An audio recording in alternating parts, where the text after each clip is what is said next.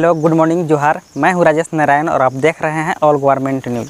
तो चलिए जानते हैं आज की मुख्य खबर को।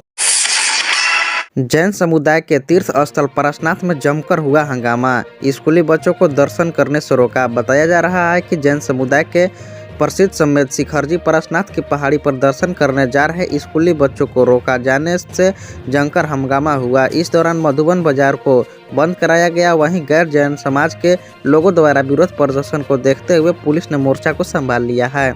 जानकारी के मुताबिक बताया जा रहा है कि कुछ दिनों से जैनियों के मंदिर में गैर जैन धर्मावलंबियों में प्रवेश पर रोक लगाने से लोगों को आक्रोश बढ़ रहा है। वहीं बुधवार को स्कूली बच्चों को पर्वत पर जाने से कुछ जैन यात्रियों द्वारा रोके जाने से लोगों का गुस्सा बढ़ गया है। विरोध शुरू हो गया है। विरोध में गैर जैन समाज के लोगों ने मधुबन के बाजार में बंद कराना शुरू कर दिया है। इसी बीच दोनों पक्षों के बीच नोकझोंक हो गई है। इन जिलों में 5 डिग्री तक गिरेगा तापमान। बताया जा रहा है कि बीते 24 घंटे में झारखंड के उत्तर और मध्य भागों में न्यूनतम तापमान में भारी गिरावट दर्ज की गई है। राज्य के इन जिलों में आने वाले दिनों में तापमान में 5 डिग्री सेल्सियस तक गिरावट दर्ज की जाएगी। इसके कारण सर्दी में बढ़ोतरी दर्ज की जाएगी। पूर्वी सिंहभूम, पश्चिमी सिंहभूम, सिमडेगा, सरायकेला, खरसावां जिले में तापमान में 5 डिग्री सेल्सियस की गिरावट दर्ज की जा सकती है। केंद्र के मुताबिक 29 दिसंबर की सुबह में कोहरा या धुंध छाए रहेंगे। इसी तरह 30 और 31 दिसंबर को सुबह में धुंध छाए रहेंगे। बाद में आसमान मुख्य रूप से साफ हो जाएंगे। बताया जा रहा है कि इसी तरह 2 और 3 जनवरी को भी सुबह में कोहरा या धुंध छाया रहेगा। बाद में आंशिक बादल छा सकते हैं। मौसम शुष्क रहेगा। मौसम केंद्र के मुताबिक पिछले 24 घंटे में रांची के न्यूनतम तापमान 4 डिग्री सेल्सियस गिरावट दर्ज की गई है।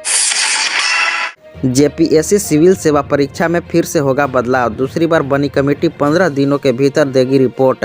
बताया जा रहा है कि झारखंड लोक सेवा आयोग द्वारा आयोजित की जाने वाली संयुक्त सिविल प्रतियोगिता परीक्षा में एक बार फिर से बदलाव होगा। इसे लेकर राज्य सरकार ने झारखंड संयुक्त सिविल सेवा प्रतियोगिता परीक्षा नियमावली 2021 में संशोधन किया जाएगा। इसे कवायदा में राज्य सरकार ने दूसरी बार उच्च स्तरीय कमेटी की गठित की है। बताया जा रहा है कि मुख्य सचिव की अध्यक्षता में गठित इस 3 सदस्यीय कमेटी के वित्त विभाग के प्रधान सचिव अजय कुमार सिन्हा तथा कार्मिक सचिव वंदना दादेल सदस्य बनाए जाएंगे। झारखंड में अवैध शराब का सप्लाई करने वाला गिरोह का सरगम गिरफ्तार। एक बार फिर चकमा देकर भागने में लगा था माहिर। बताया जा रहा है कि रांची पुलिस ने झारखंड के अलग अलग जिलों से अवैध शराब का सप्लाई करने वाला गिरोह का सरगना गणेश गोराई को गिरफ्तार किया है। आरोपित ने नगड़ी थाना में पूछताछ की जा रही है। एसपी को सूचना मिली थी गणेश नगड़ी इलाके में भारी मात्रा में अवैध शराब लेकर पहुंचा था। पुलिस और उत्पाद विभाग की टीम ने नगड़ी इलाके में छापेमारी कर आरोपित को पकड़ा और उसके पास से अवैध शराब बरामद किया। उत्पाद विभाग और रांची पुलिस की टीम ने संयुक्त रूप से छापेमारी कर 150 पेटी अवैध शराब बरामद की है। रांची पुलिस को गुप्त सूचना मिली थी शराब माफिया बड़े पैमाने पर अवैध शराब का कारोबार कर रहे थे। नहीं थम रहा है गढ़वा में तेंदुआ का आतंक। फिर एक बच्चे को मार डाला। गुस्से में है ग्रामीण। बताया जा रहा है कि गढ़वा जिले के रमकंडा रेंज के जंगल से सटे गांव कुशवार में बुधवार की देर शाम तेंदुआ ने एक 12 वर्ष के लड़के हरेंद्र घासी को मार डाला है। एक बच्चे को मारने के बाद तेंदुआ ने कुशवार गांव निवासी मंसूरी के गौशाला बांधे गए एक बैल को मार डाला। वहीं दूसरे बैल को गंभीर रूप से घायल कर दिया है।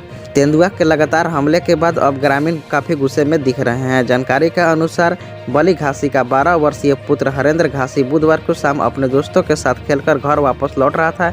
इसी बीच तेंदुआ ने हरेंद्र पर हमला करते हुए उसे जंगल में ले जा रहा था। झारखंड कोविड-19 के लिए तैयार। स्वास्थ्य मंत्री ने कहा घबराने की कोई जरूरत नहीं है। झारखंड के स्वास्थ्य मंत्री बन्ना गुप्ता ने राज्य की सरकार कोविड-19 के किसी भी मामले से निपटने के लिए तैयार है। उन्होंने यह भी कहा कि घबराने की कोई ज़रूरत नहीं है।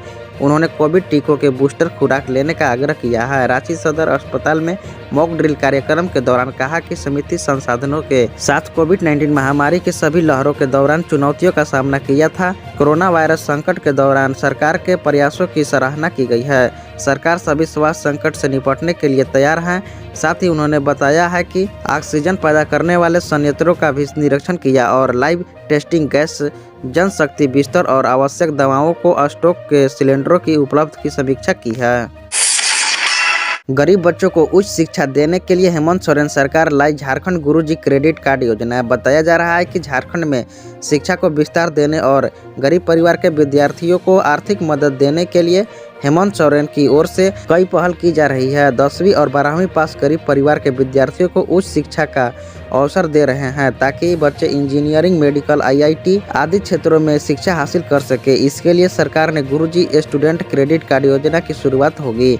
इसके लिए सरकार 200 करोड़ रुपए का कॉपर्स फंड बनाएगी। बताया जा रहा है कि इस योजना का उद्देश्य झारखंड राज्य के बच्चों को अच्छे शिक्षण संस्थानों में पढ़ने के लिए वित्तीय मदद उपलब्ध कराना है। सरकार की ओर से इस योजना में वैसे बच्चे जो पहले धन के अभाव में उच्च शिक्षा हासिल नहीं कर पाते थे, अब उससे वंचित नहीं रहेंगे। सीएम हेमंत सोरेन ने ईडी को सौंपा संपत्ति का ब्यौरा। पूछताछ के दौरान ईडी ने मांगी थी संपत्ति की पूरी जानकारी। अब होगी तेजी से जांच। बताया जा रहा है कि झारखंड के मुख्यमंत्री हेमंत सोरेन ने प्रवर्तन निदेशालय को संपत्ति का ब्यौरा सौंपा है। इस सूची में क्या क्या है इसकी जानकारी अब तक सामने नहीं आई है, लेकिन सूत्रों से मिल रही जानकारी के अनुसार इसमें वही सारी जानकारी और संपत्तियों का जिक्र है जिसकी जानकारी मुख्यमंत्री हेमंत सोरेन अपने चुनावी हलफनामे में किया था। मुख्यमंत्री हेमंत सोरेन से ईडी ने पूछताछ के बाद संपत्ति का ब्यौरा मांगा था। मुख्यमंत्री हेमंत सोरेन ने 18 नवंबर को लगभग 10 घंटे से ज्यादा पूछताछ चली थी। ईडी ने इस पूछताछ में पत्थर खनन से जुड़े कई सवाल मुख्यमंत्री हेमंत सोरेन से किए थे। मुख्यमंत्री हेमंत सोरेन ने ईडी के एक खुली चिट्ठी लिखकर चुनौती दी थी।